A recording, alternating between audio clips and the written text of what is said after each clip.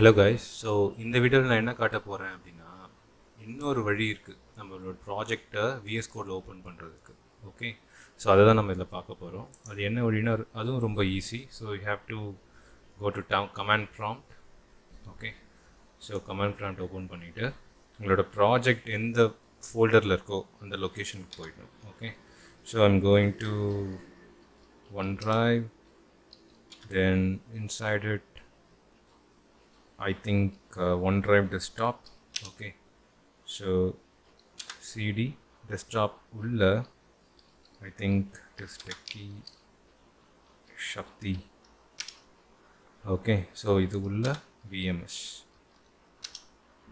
Okay, so I'll show you here.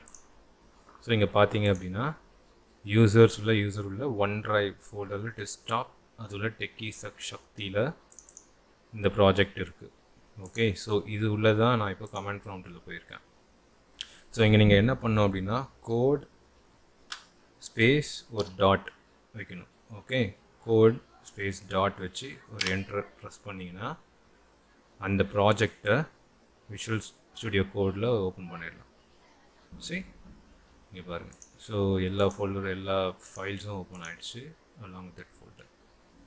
So this is another way உங்களுக்கு just காட்டணும்னு நான் நினச்சேன். ஓகே, ஸோ இப்படியும் நீங்கள் ஓப்பன் பண்ணலாம்.